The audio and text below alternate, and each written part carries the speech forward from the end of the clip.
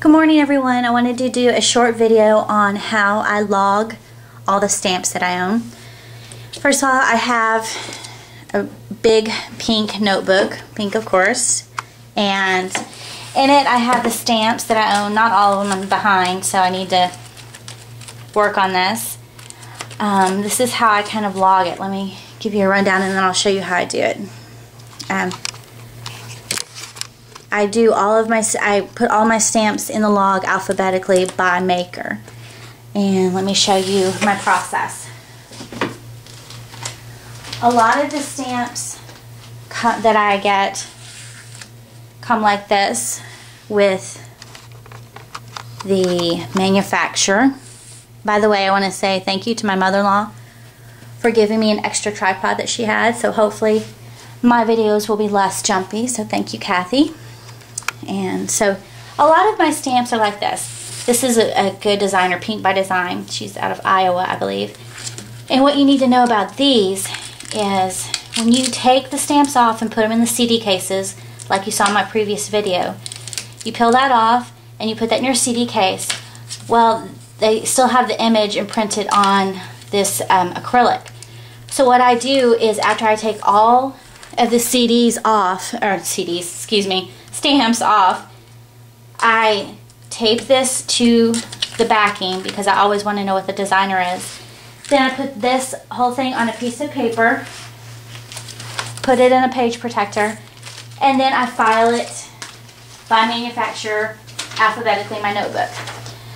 However, there are some stamps that come like this. This is a Martha Stewart Halloween pack that they don't have the backing in necessarily. If they don't have the backing, these are mounted onto the wood, as you can see.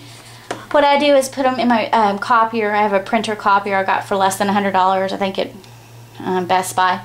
They're really cheap these days. Put it face down, make a copy of it, and so now I have a copy of the stamp set. And what I would do is I would put in Martha Stewart and whatever the name of this stamp set is. Put it in the page protector and then file it that way. Let me give you a close-up look of the stamps. So this is the page that I taped to the white piece of paper. The brand is My Favorite Things. And so I used my label maker. I printed out a label, My Favorite Things. The name of the stamp set is Totally Fantastic. So I just file it. There's a Stampin' Up set. I file it by maker first, alphabetically, and then alphabetically within the maker by the name of the stamp set.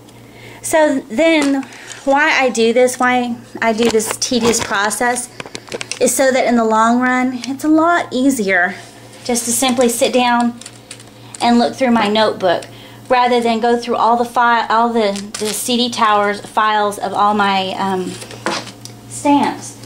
Because once you take off your stamps and put them in the cling, you know, it's really kind of hard to see what that even is, you know. So that's why I make a copy, or I put the backing in there so that I can see what everything is, and I can look at it like a catalog, and then look at my maker, then go, and I have the coordinating makers in alphabetical order on my CD tower. It's real easy. It's kind of like a, you know, like a library card catalog for me, and it works.